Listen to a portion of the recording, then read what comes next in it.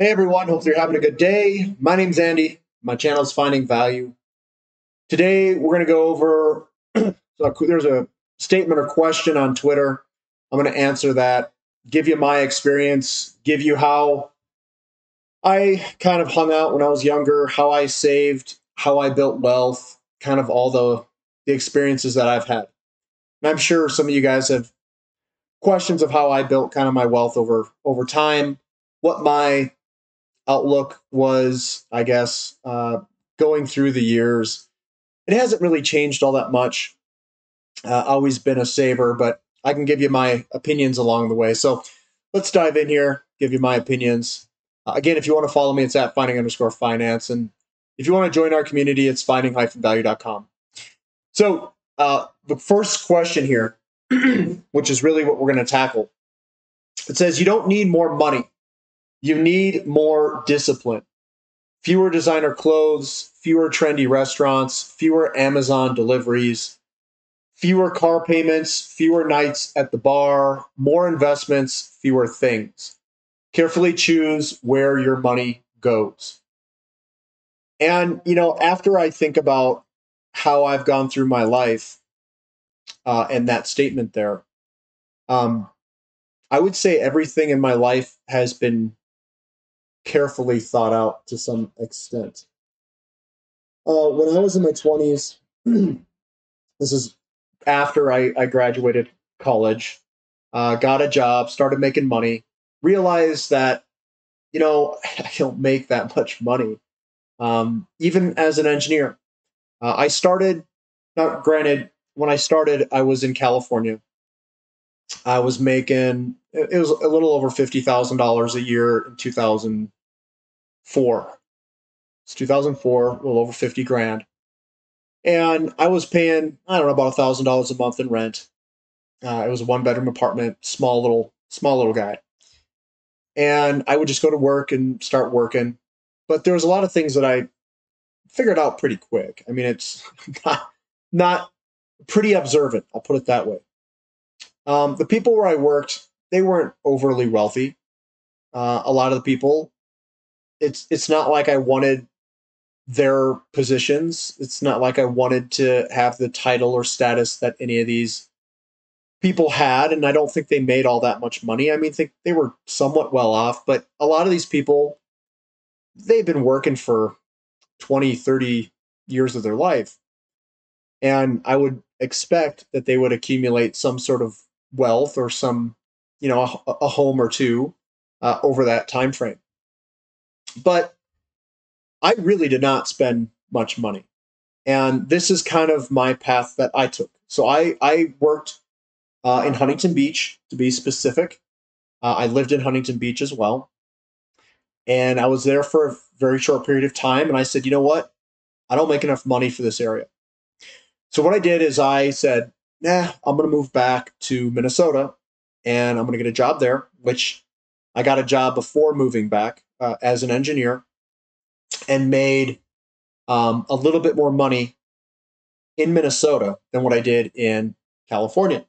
So I went back, made, I don't know, 53, 4, 5,000, something like that when I came back. I think I made 51 or 52, and then I made 55 coming back. And they paid for me moving. They gave me money, all that stuff. And I didn't have that much anyway. So I came back, and guys, I literally went through everything that I spent. I lived at home for a period of time to save money. That was obviously done on purpose to get ahead in life. So I was 23 at the time, I think, when I moved back. And I lived there for 2 years, I think, to save money to buy a place. But I maxed out my 401k pre-tax to reduce my taxable income because I was single. I wanted to get a head start in saving, head start in retirement. And the best time to do that is when you are the youngest. So the youngest you are, it gives you the most amount of time to compound this money, and you can have more money to put into investments. And if you do it pre-tax, and I don't know if that was a good thing or a bad thing, maybe a Roth IRA would have been better, but that's what I did at the time. You're instantly giving yourself your highest tax money, you're saving that in taxes. So you're paying yourself more to save more and to invest and make more. That was the whole thought process that I had, and I have no idea, at that time how much money I would accumulate in a 401k and how much money it would eventually be when I took it out. So it's kind of hard to project, what you would be paying in taxes when you took it out, and supposedly, depending on how much you have in there, you'll be taken out when you don't have any income. So you could take good chunk out without paying a lot of taxes. At least that's kind of how I thought, my thought process behind it. But I did not wear designer clothes. I did not. I bought my Chevrolet Aveo back then because it was in 2005 that I bought that car, and I paid $7,000 something dollars for it, brand new. I've been using it ever since, still in the car, and I've owned that car ever since I bought it new in 2005. I've fixed it, done stuff to it. It's been pretty good. There are things that you can do to make it better and make it more reliable, very small things. And that thing has treated me incredibly well. It's incredibly easy to work on, too. I didn't really buy anything that was trendy. You buy nice fitting clothes. It's just they're just not expensive. They still look good. And you can still look good. And we didn't have Amazon deliveries. I never had a car payment. I just bought it. And it says fewer nights at the bar. I would go out with my friends. We'd go out downtown. This was in Minneapolis. And you know how we did this to save money. Now there was a group of us, maybe 3 or 4. We all loved investing. We all hung out. We all talked about similar things. And we would go out to the bars every once in a while. And the way that we would do it is we would drive downtown where one of our buddies lived. He rented down there, so we'd go meet him up at his place. And he obviously we had drinks at his place before going out, and we would pregame at his place. So we'd go there, pregame, so to speak, and some of these bars in Minneapolis at that time, back in the mid 2000s, would give out free drink cards, and they would put it on every corner to try to get people to show up to their bars early in the night.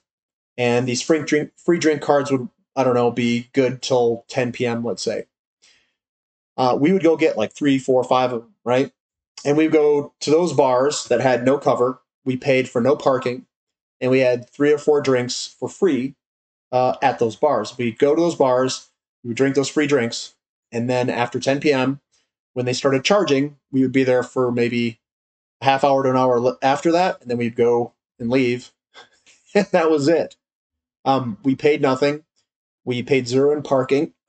We paid 0 in drinks, and we would do that for Saturday night or something. So literally, we would barely pay anything, go out, have fun, and did it all just walking downtown, which is about a mile walk, mile and a half walk from where he lived to downtown back in the mid 2000s. I know it's a lot more dangerous now. I probably wouldn't do that anymore, but that's how I basically saved a bunch of money. And then the money that I made, I put it in, pre-tax 401k. That's literally giving yourself a big tax break. And I don't know if I did that right or not. Maybe a Roth 401k didn't exist at that time. So I guess I was doing the right thing. And that's how I saved a bunch of money. I didn't buy anything that was name brand. I didn't do anything. And I just piled money when I was 22, 23, 24 years old. I saved all of it. Everything I had. I could very easily determine what I was spending my money on, what I wasn't spending my money on. I wasn't trying to impress anybody. I just thought that if I piled the money in the earliest I possibly could, that on an exponential function, I could make more money quicker than other people. And this was one of the ways that I could do it, was to save it as much as I could and do that. There are things that I could have done better that I didn't know at that time. A few things that I could have done better is I just buy stock and stuff that looked obvious. and just left it there. Never sell it, just like Warren Buffett says. Companies that control the selling price of their products, you don't have to sell them. You just buy them and hold them for basically the rest of your life. Companies like Visa, MasterCard, Chipotle, stuff like that. Chipotle wasn't public back then. They came public in '06 maybe or something like that. MasterCard went public in early 2000s. Visa went public I think '06 or 7. But all those companies are easy wins. You just buy them and let them hold on. Same with these health insurance companies. A lot of these companies, they're just obvious picks because I use them, and if I am that frugal in that cost savings, I still use some products. Like I bank with a bank, I have credit cards, I have all these things, and so does everyone else. And I mean, when I go and I pay, I don't think about the fee that MasterCard charges or Visa charges. But those are the two most accepted. So I just thought, well, put money in those way back in the day, and they worked out quite well. And those are some things that I did back in the day. But the way that I got all that money was I didn't spend it. I, I I literally did exactly what this guy said. He says, you don't need more money, you need more discipline. I guess I was highly disciplined. I didn't have designer clothes. I didn't go to trendy restaurants necessarily. Um, I didn't have a car payment. I went out to the bars, but they were free. I put everything in investments, and I didn't have a lot of things. Now, I will say I am a car guy, 100% a car guy. I didn't buy a nice, expensive car until I was 30 years old. I told myself, I forced myself. Um, I told myself I will not buy a nice car until I'm 30 years old. And I said, when I'm 30 years old, I will force myself to buy a nice car. Otherwise, I'm not going to buy one, like basically forever. So at 30 years old, I forced myself. This was 2011, and I bought a Mazda RX-7. That was my dream car. So I was savings. I was in that saving mode, and I just stacked assets from 22 all the way till 30. I bought a $7,500 car. I bought a condo in 2009. It was foreclosed, bank owned. I bought it for just over $100,000. That condo now, I sold it though. That condo now is worth, I don't know, like probably 250 or 300 or something like that. It was a really nice one, super low maintenance. Homeowner association fee was a little bit, I would say a little higher, but my payments were like nothing, guys. So I did that to move out, and I did that to save money. Or maybe I bought it in '08. Maybe it was '08 I bought that. Well, either way, um, that's how I did it. I didn't buy anything.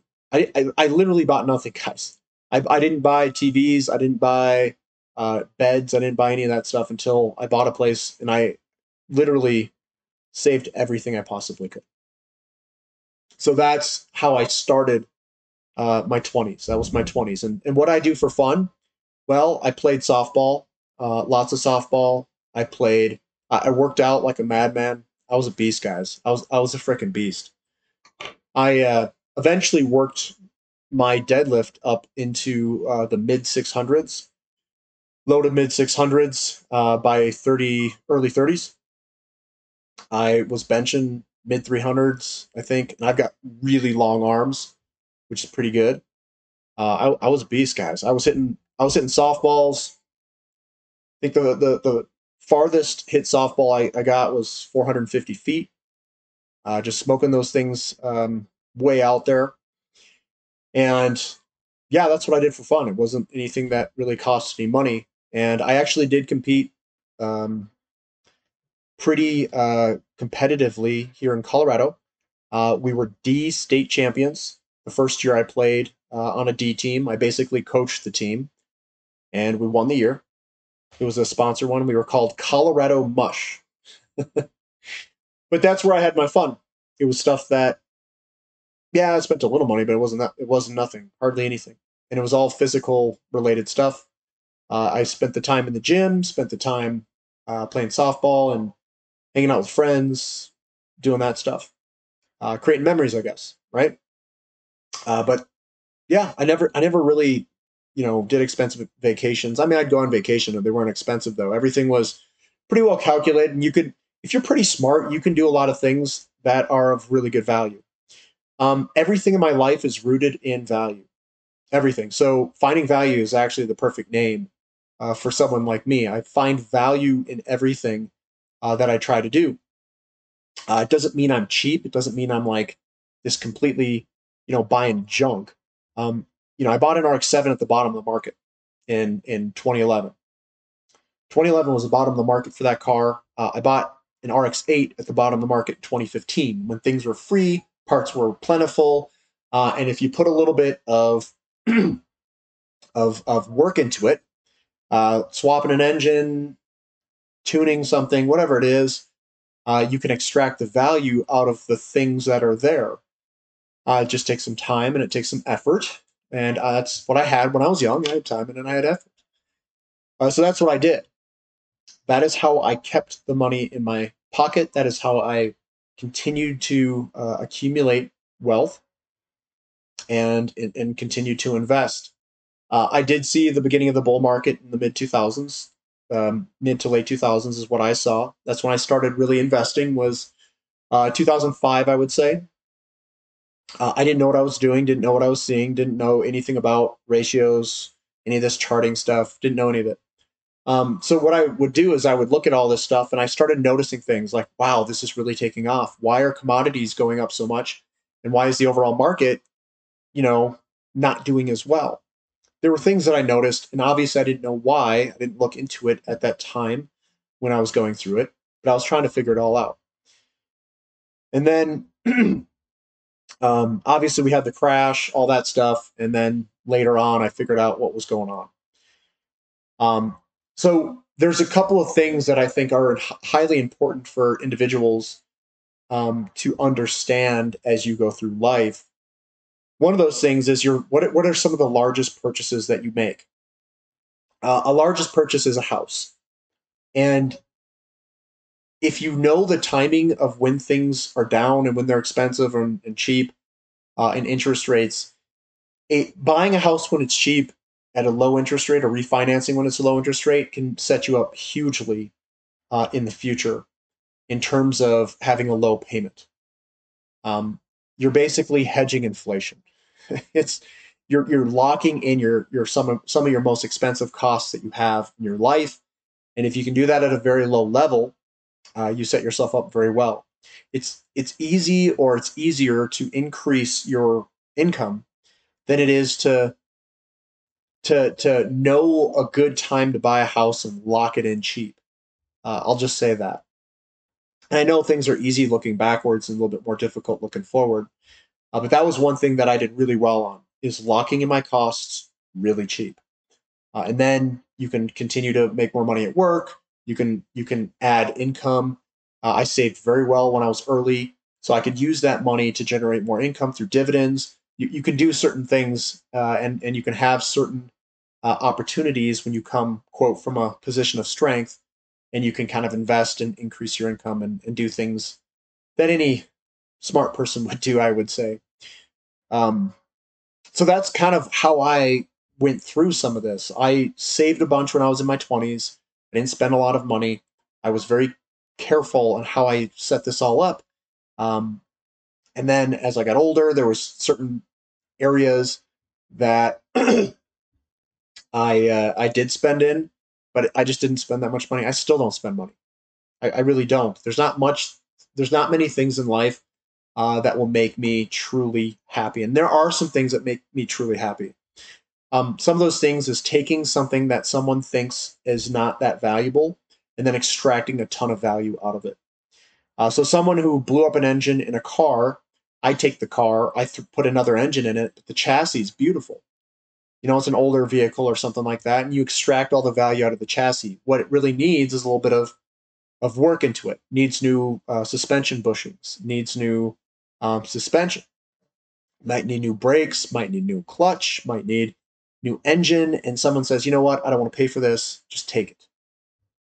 But the chassis, it's in good condition. It's not been in a wreck. It's straight. The body's beautiful. There's not dents on it or anything, and the paint's good.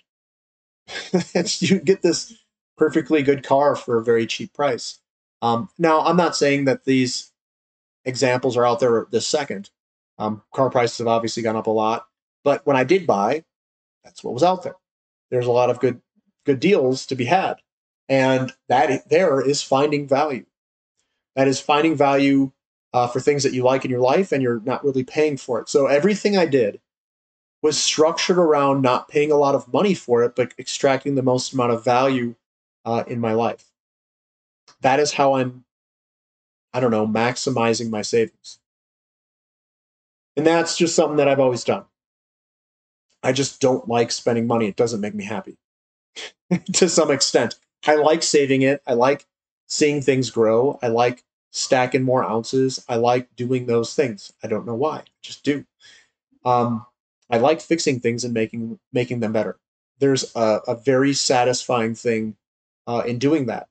Obviously, I don't want to do something that's going to require a ton of effort for something that's going to have a real low payback. But fixing something that someone deems as not usable anymore because something's broken, and then bringing it back to, we'll call it 100% of its usable function, is fun for me.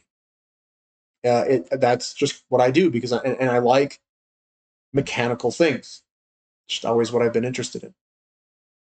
So that I just wanted to talk about that because I know a lot of people. I can't imagine. I'll put it this way: I can't imagine not knowing what I know. I would be far less rich, or far less money, far less wealthy, however you want to put it, if I didn't do those things. So if I had to pay a mechanic every time I have a car problem, that's going to take a lot of money away. If I had to get a plumber in here every time we have a problem with something plumbing wise, that's more money out of my pocket. If I had to have people come on and do stuff around the house and fix it, more money out of the pocket.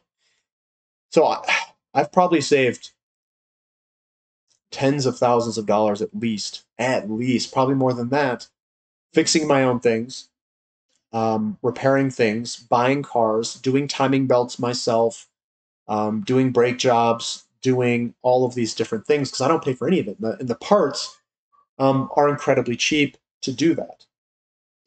If you guys are interested, I will literally start a channel and show you guys how to do all this stuff. If you want me to, I can do that. I love doing this stuff. I have stuff that I have to do no matter what. Taping it, not a big deal. And editing it, I don't think it's that big of a deal. But I think that's a huge part to that builds to your wealth, is to know those things, to do those useful things and not have to wait on somebody. Do it at your own speed and your own time, and making sure it gets done right. That is one of the main reasons why I don't let other people touch my cars, because I don't think they'll do a good job. And I have to pay a lot more money for it. It's both of those things. But really, I don't want other people touching it because I think I don't think they're going to do as good of a job as I can. It's got to be something very niche for me to hand it over, like maybe painting a bumper or something like that. But yeah, I mean that's something where it keeps money in your pocket. And I think that's actually a very important thing, to keep as much money in your pocket and in stacking. And obviously, as you guys make a lot more money, you can pay for those things. And as you get older, you're just not going to have the energy to do it. That makes sense.